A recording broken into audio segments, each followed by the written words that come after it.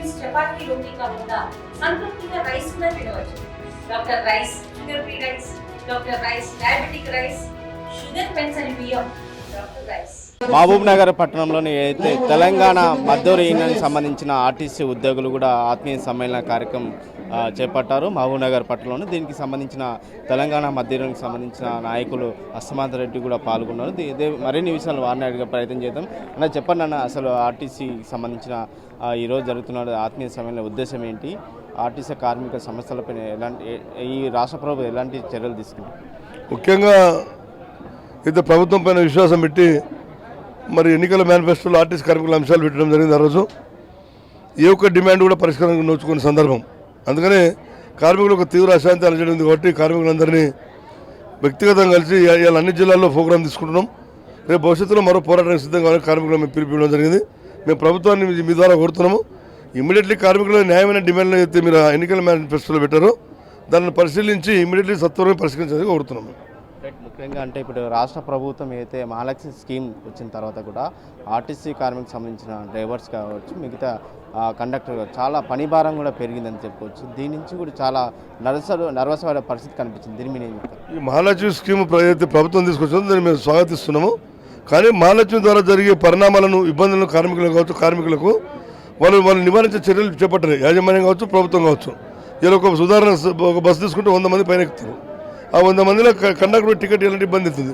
ఇవాళ చిన్న చిన్న పొరపాటు జరుగుతూ కూడా ఇంక్రిమెంట్ కట్ చేస్తాము, సస్పెన్షన్ రిమూవ్ చేస్తాం జరుగుతుంది. కాబట్టి ఇవన్నిటికీ పైన ఒక కమిటీ వేయాలి. ముఖ్యంగా పరిభారం అయితే ఆర్టీసీలో 14 గంటలు 15 గంటల పనిభారం చేస్తూ డ్యూటీ చేయించుకుంటూ 2 గంటలు, 1:50 నిమిషాలు ఓవర్ టైం ఇచ్చుకుంటూ కార్మికుల శ్రమతో గురి చేస్తున్నారు. కాబట్టి ఈ ప్రభుత్వం పైన మాకు ఎంతో విశ్వాసం ఉండే, నమ్మకం ఉండే. కానీ ఈ ప్రభుత్వం కూడా కార్మికుల సమస్యలపైన ఎలాంటి మన కార్మికుల సంక్షేమం గురించి చర్యలు చేపట్టకుండా కార్మికులు ఇబ్బందులకు గురి చేస్తుంది. కాబట్టి ఈరోజు కార్మికులు ఒక తీవ్ర అశాంతి జరిగింది. కాబట్టి దాన్ని ఇమీడియట్లీ సత్వర పరిష్కారం కోరుతున్నాము.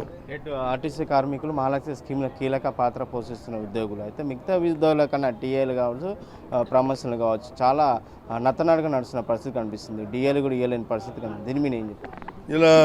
ఇలా ఒక ఆర్టీసీలో ఒక డ్రైవర్ 29-30 సంవత్సరాలైనా కూడా ఒక ప్రమోషన్ నోచుకోలే. కండక్టర్ కూడా 27-28 సంవత్సరాలు, కండక్టర్ కూడా 27-28 సంవత్సరాలు పడుతుంది. వేరే డిపార్ట్మెంట్లో ఈ పరిస్థితి లేదు.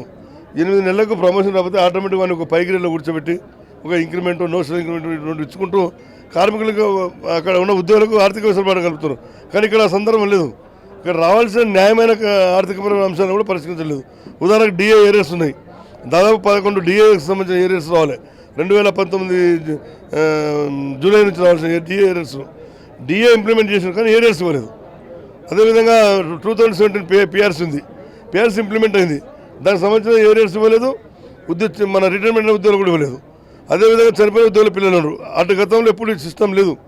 చనిపోయిన ఉద్యోగుల పిల్లలు ఎవరైనా కూడా వాళ్ళను శాశ్వత ప్రాతిపదికన నియామకాలు చేపట్టాలని చట్టం చెప్తుంది. ఆర్టీసీలో గతంలో జరిగిన సిస్టమ్ అది. కానీ ఇప్పుడు వాళ్ళని కాంట్రాక్ట్ బేస్గా 3 సంవత్సరాలు తీసుకొని మేము ఏదో ఉద్యోగం ఇచ్చినాము. ఆ ఉద్యోగం ఇచ్చడం అనేది హక్కది. ఒక కార్మికుడు చనిపోయి ఒక 30 ఏళ్ళు, 40, 25 సంవత్సరాలు పనిచేసి దురదృష్టవశాత్తు చనిపోయిన కార్మికులకు పిల్లలకు ఉద్యోగాలు అనేది ఒక ఆర్టీసీలో ఒక బైలా. అది ఆ బైలాను పునరుద్ధరించమని మేము చెప్తే దాని కాంట్రాక్ట్ ఉద్యోగులు నియమకాలు చేయాలి. అది తప్పని చెప్తున్నాం మేము. అదేవిధంగా ఉద్యోగ భద్రత ముఖ్యం. ఇప్పుడు దాంతోపాటు కోఆపరేటివ్ సొసైటీ డబ్బులు, అదేవిధంగా ప్రావిడెంట్ ఫండ్ డబ్బులు యాజమాన్యం వాడుకోవడం, కార్మికులు ఇవ్వాల్సిన సీసీఎస్ లోన్లు కావచ్చు. ఇలా సీసీఎస్ అనేది ఆసియా ఖండంలోనే పెద్ద సీసీఎస్ ఉండే. ఇలా అటువంటి సీసీఎస్ను నిర్వీర్యం చేశారు యాజమాన్యం, ప్రభుత్వం. కాబట్టి ఇవన్నిటిని పునరుద్ధరించాలి. ఒక సంపూర్ణమైన విశ్వాసంతో కార్మిక వర్గం అంతా కదిలి డిపోలా ప్రతి స్టేజ్లో టీఆర్ఎస్ను ఓడించండి, కాంగ్రెస్ను గెలిపించండి, మా కార్మిక వర్గం అంతా కండక్టర్లు, మహిళా కండక్టర్లు, డ్రైవర్లు కావచ్చు, పనిచేసే గ్యారేజ్ సిబ్బంది అందరూ కష్టపడి ఆ రోజు ఇల్లు తిరిగి గ్రామం తిరిగి ఈ కాంగ్రెస్ పార్టీ విన్నట్టు ఉన్నారు. ఇప్పటికైనా కాంగ్రెస్ వాళ్ళు మరి జరుగుతున్న పరిణామాలను వాళ్ళు దృష్టిలో పెట్టుకొని కార్మికులు న్యాయం చేసేదని కోరుతున్నాం. ముఖ్యంగా రాష్ట్ర ప్రభుత్వం కూడా మహిళలకు ప్రత్యేకంగా అంటే ఆయా డిప్పలు కూడా బస్ సౌకర్యాలు డ్వాక్రా మహిళల ద్వారా కూడా కేటాయించడం జరిగింది. దాని నుంచి ఏమైనా ఇబ్బందులు ఎదుర్కొంటారు? డ్వాక్రా మహిళల ద్వారా అయితే బస్సులు కొనుగోలు చేసినారో అది మహిళలకు 600 బస్సులు తీసుకున్నట్టు దాంట్లో ముందునో ఉంది. అవి వచ్చిన ఇంతవరకు రాలేదు, మిగతా బస్సులు అయితే రాలేదు.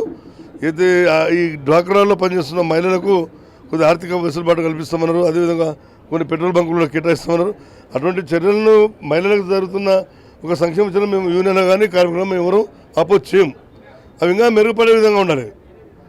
ఇవి డ్వాక్రా బస్సులు వాళ్ళు మహిళలు ఆశించిన స్థాయిలో లేవు అట్లా.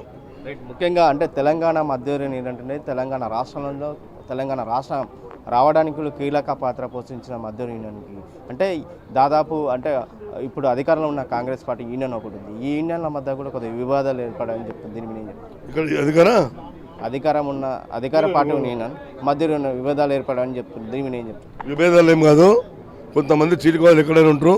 ఇంకోటి మా కార్మికుడు నేను చెప్తున్నా ఇక్కడ ఏంటంటే ఏదైతే వాళ్ళు యూనియన్ పైన ఒక సంశయం వెలిపించారో నాకు సమయం లేక చెప్పలేకపోయినా యూనియన్ తెలంగాణ మద్దతు సంపూర్ణంగా 90% మా ఎంబడి 95% కాబట్టి కోర్టులో సివిల్ కోర్టులో అది మ్యాటర్ పెండింగ్ ఉంది. ఖచ్చితంగా మా వైపే వస్తుంది. ఇంకోటి రేపు ఎన్నికలంటూ జరిగితే ఫామ్ సి అన్నది సబ్మిట్ చేయాల్సి వస్తుంది. ఫామ్ సి అనేది మా దగ్గర ఉంది. ఇప్పుడే మా డిపో కార్యదర్శి గారి సెల్లో పెట్టాము. కార్మికులు కూడా అందరూ చెప్తున్నాము ఈ ఫామ్ సి మన దగ్గర ఉంది కాబట్టి పోటీ చేసే అధికారం మనకే ఉంటుంది. అదేవిధంగా అయితే ఫామ్ బి వాళ్ళు తెచ్చుకున్నారో అది కవిత గారి కాళ్ళు మొక్కి ఆ రోజు ప్రభుత్వం ఉండే ఫామ్ తెచ్చుకున్నాం. దానికి మేము లేబర్ హైకోర్టులో మేము స్టే తీసుకొచ్చాం. ఇలా సివిల్ కోర్టులో కూడా వెళ్ళాం. మేము ఏం చెప్తున్నామంటే ఏదైతే తెలంగాణ మజ్దూరులకు మెంబర్షిప్ ఉందో లాస్ట్ మెంబర్షిప్ 2018లో లాస్ట్ మెంబర్షిప్ ఉంది. దాంట్లో రిటైర్మెంట్లు రిమూవల్ అందరూ పోయినా కూడా మిగతా కార్మికులతో ఓటింగ్లో పాల్గొనాలి. గతంలో సింగరేణిలో జరిగిన ఈ సిస్టంగా ఎవరి నాయకత్వంలో కార్మికులు ఉంటారో అప్పుడు రిజల్ట్ వస్తుంది. గతంలో సింగరేణి ఎన్నికలు జరిగినప్పుడు అదేవిధంగా ఈ ఆర్టీసీ కూడా ఇంప్లిమెంట్ చేయాలని చెప్తున్నాను. చివరి ఒకటి అంటే ఆర్టీసీ ఉద్యోగులు గవర్నమెంట్ ఉద్యోగులు ఎప్పుడు పొందుతారు? అదే మా ప్రధానమైన డిమాండ్. గత ప్రభుత్వము జీవో ఇచ్చింది, ఇంప్లిమెంటేషన్ డేట్ ప్రకటించలే. వీళ్ళు రేపే మాపై ప్రకటిస్తామని చెప్పారు. దాని గురించి మేము అన్ని సంఘాలు కలిసి జేఏసీ ఫామ్ అవుతున్నాం. ఖచ్చితంగా మా మొదటి మెయిన్ డిమాండ్ ప్రభుత్వ ఉద్యోగులు విలీనం చేయాలి.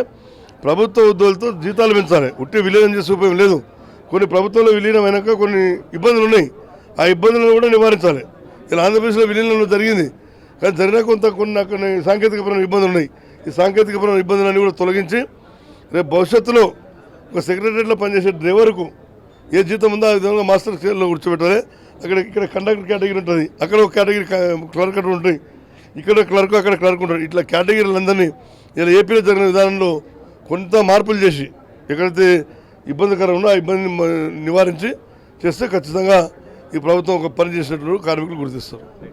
Thank you. రైట్. మొత్తమైనా కూడా రాష్ట్రంలో అయితే ఆర్టీసీ కార్మికులు ఉన్నారో అన్ని సమస్యలు కూడా తెలంగాణ మధ్య యూనియన్ నాయకులు ఎమ్మడి పోరాడతామని చెప్పుకోవచ్చు. ముఖ్యంగా రాష్ట్ర ప్రభుత్వం అయితే ఆర్టీసీ కార్మికులని గవర్నమెంట్ ఉద్యోగులు ప్రకటించే వరకు మేము ఎమ్మడి పోరాడతామని చెప్పి సమర్థార్ రెడ్డి తెలియజేసిన పరిస్థితి కనిపిస్తుంది. వీడియో జర్నలిస్ట్ నర్సింగ్ రెడ్డితో రామకొండ ఆర్టీ మహబూబ్ నగర్. మరిన్ని వీడియోస్ కోసం ఛానల్ ని సబ్స్క్రైబ్ చేయండి. లేటెస్ట్ అప్డేట్స్ కోసం వాట్సాప్ ఛానల్ ని ఫాలో అవ్వండి. ఆ లింక్ డిస్క్రిప్షన్ లో ఉంది.